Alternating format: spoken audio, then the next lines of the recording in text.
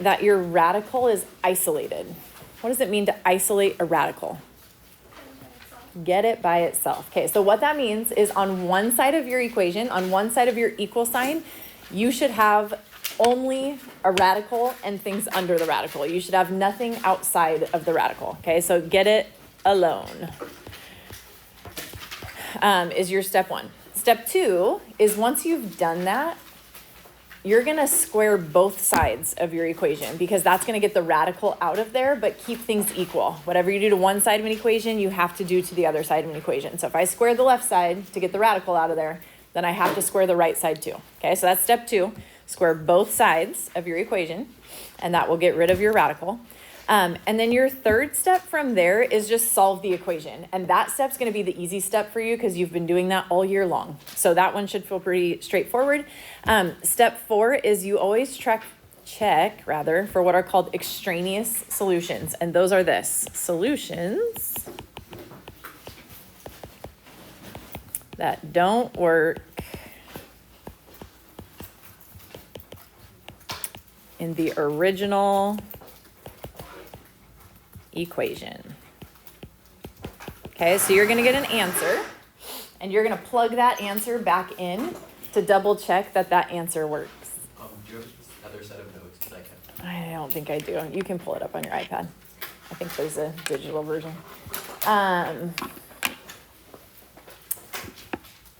Do you want me to print it? Would you rather have paper? I just don't know where it is on the iPad. It's where the notes used to, before I printed them, at the top of the module. So if you go into the 10B module, there should be a PDF there. All right, you ready to try it? Step 1, make sure the radical is isolated. So your first job is to check, do I have anything outside of the radical on one side of the equation? So your radical's on the left right now. Is there anything that is not under the radical on that side of the equation? No, so that's beautiful. Step 1 has been done for you. It is isolated already, okay? So your radical is by itself on that side. What's step 2 then?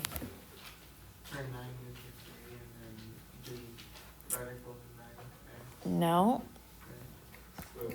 Square both sides, right? Step 2 is you're going to square both sides. So that means you're going to square this, and you're going to square that. Can you tell me what the square root of x squared is? X. If you're square rooting and squaring, those are inverse operations. They undo each other, okay? So this and the 2 mean you are just left with an x on that side. If you square root and square, they cancel each other out. What do you get on the right? 81. You're done. Okay? Then the idea is check your work. If I plug an 81 in, so the square root of x, so I'm going to substitute my x for an 81, does that equal 9? You go back to the original equation before you did anything to it, and you check if it's true. The square root of 81 is 9, so this checks out, so I know this is a good solution. Okay? Okay, look at number 2. 2 looks a little bit different. Is your radical isolated? It actually is. Do you know why it is? 2. Not because of the 2. Because the 5 is still under the radical, okay? If you are isolating a radical, everything has to be under that radical, and then you're fine. If there's anything that's not under the radical, that's when you're not fine. Then you have to move it, okay? So this one actually is isolated. So that's step 1. We've isolated. We didn't have to do anything. Step 2, now what do you do? Not square root. Square, right? Now we want to get rid of the radical. And the way you get rid of a radical is you do the inverse, right? It's just like when we're adding, we subtract. When we're multiplying, we divide. The inverse of square rooting something, the opposite, would be to square it. So we're going to square both sides. And that means we are left with what's under the radical. So the radical goes away and the squared goes away, right? Those undo each other. What are you left with on the right side? 4. 2 squared is 4. Now solve that equation. What do we do? You're going to take away the 5. So you get m equals -1. Okay, so once you solve for your variable, you're done, but you just want to go back and double check that it actually works in that original equation. So now we're going to go back to that original equation. The square root of m plus 5 should equal 2. So this is the square root of what? -1 plus 5 is 4. Okay, is the square root of 4 equal to 2? So it checks out, so this is your answer.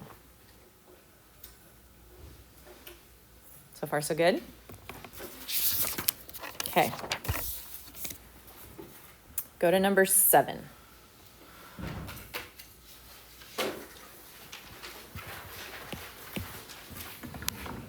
What's step 1? Isolate the radical. Get the radical by itself. Is it isolated? No, because there's something that's not under our radical on that side of the equation. How do I get it out of there? Add it to the other side. So we're going to go plus 7 and plus 7. Okay, that means I have the square root of x. This is 0, so it goes away. -6 plus 7 is 1. Okay, pause right there.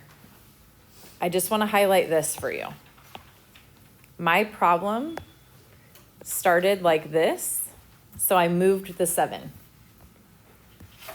This problem starts like this. I don't move the 1. Does that make sense? So this one is under the radical. I start by squaring it. This one, it's not under the radical, so I start by moving it first, and then you can do the squaring after that. Okay, so now it's isolated. Your next step would be square both sides. So the square root of x squared is just x. What's 1 squared? 1. Okay, if you plug that in, the square root of 1 minus 7 should equal -6. What's the square root of 1? 1 minus 7 is equal to -6. That is true. Okay. Questions on that? Okay. Look at number 9.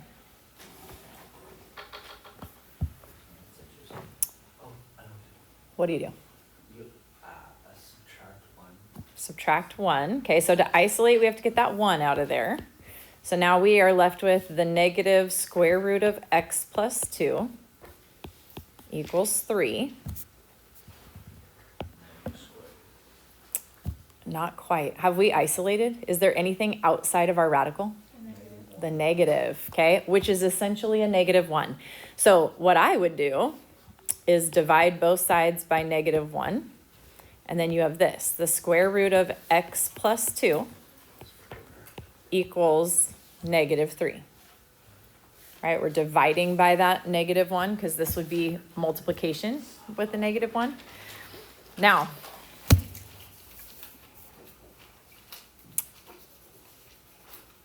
well,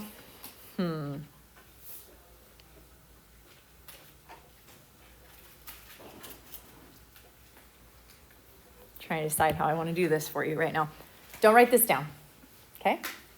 Just watch for just a second. What would our next move be? Square both sides. So you would get x plus 2 equals 9, okay? You take away the 2, and you get x equals 7.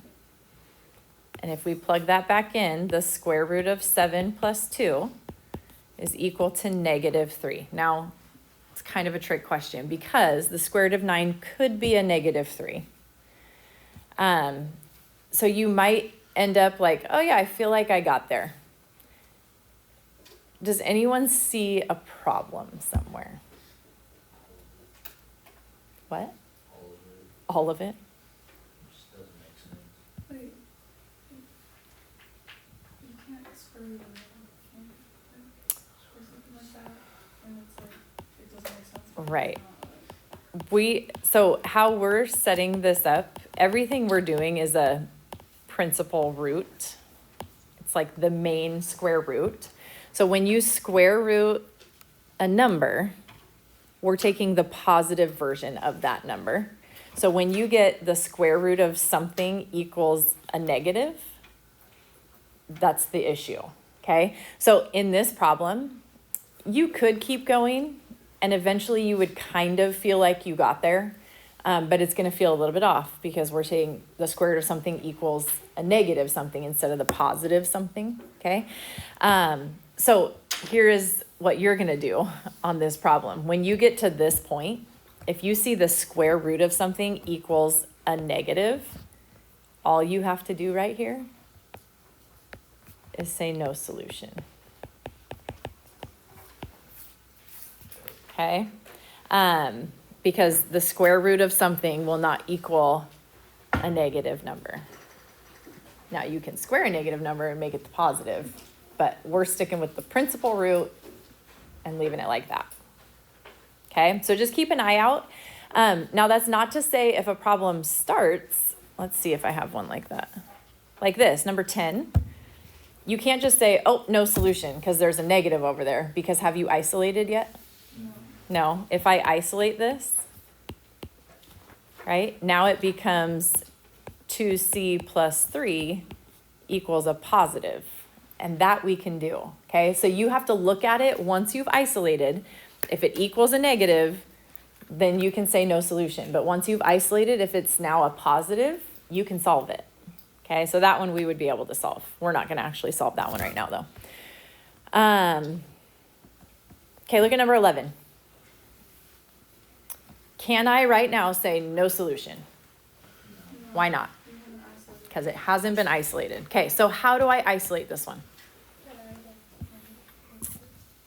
Can't divide yet. Yeah, we're going to add the 11 first. Remember, it's kind of PEMDAS backwards when you solve an equation.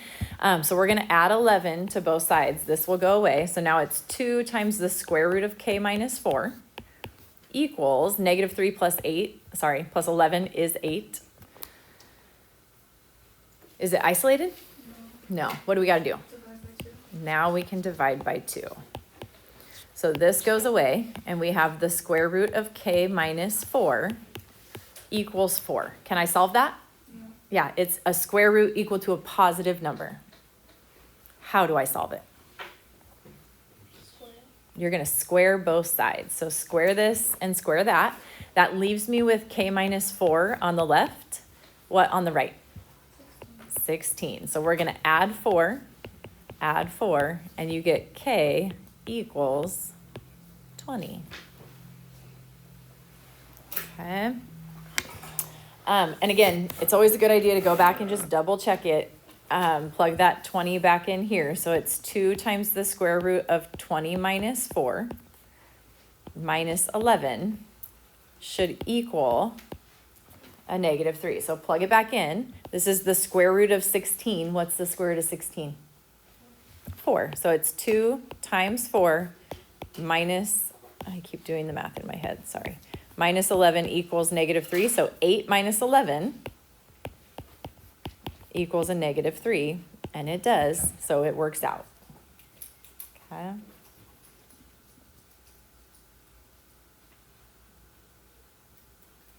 Okay, last one I'm going to show you, and then I'm going to have you try the very last one on your own. Look at number 13. What do you notice? There's 2 radicals. Are the radicals isolated? Mm-hmm, they both are. So what can you do? Not square root. Once we isolate, what's your next move?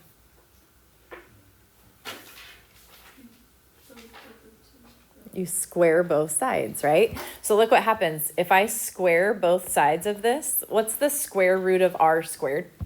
It's r. What's the square root of 42 minus 2r squared? 42 minus 2r. Okay, so really, when you have radicals on both sides and you square both sides, it just takes those radicals away and you're left with what's underneath the radicals, okay? Yeah, Can I use the bathroom? can you wait until we're done with this? Yeah. Okay, so then we're gonna solve now, add 2r. So you get 3r equals 42, and then you're gonna divide by 3. So r equals, that comes out to 14. Okay, now if you plug it back in, the square root of 14 equals the square root of 42 minus 2 times 14, which would be the square root of 14 equals the square root of 42 minus 28, which is 14. So the square root of 14 equals the square root of 14 is true. So r equals 14. Yes, ma'am. How do you know if the P is isolated? If there's nothing outside of the radical.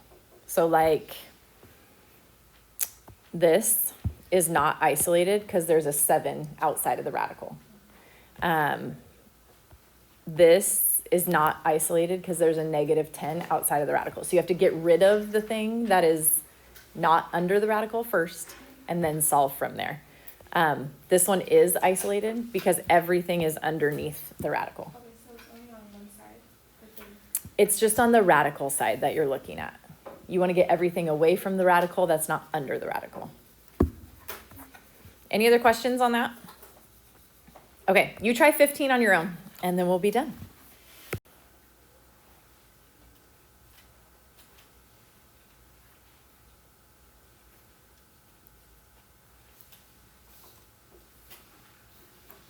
Anyone got an answer? -6 minus what?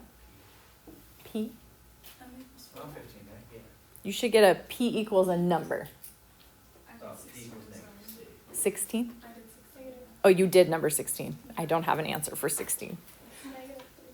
-3. -3? Yeah. Anybody else get -3? Jason did? Yeah? So this is isolated. Everything's under a radical. So you can start the problem by squaring both sides, which leaves you with what's under the radical. P plus 8 equals 2 minus P. So I would add P to both sides. What is P plus P? 2P. A lot of people, I don't know why, a lot of people just call that P again. But P plus P is 2P's. This is 1P plus 1P, okay? Then take away the 8 from both sides and bring your equal sign down. So 2 minus 8 is a -6, and then divide by 2. So P is a -3. Okay?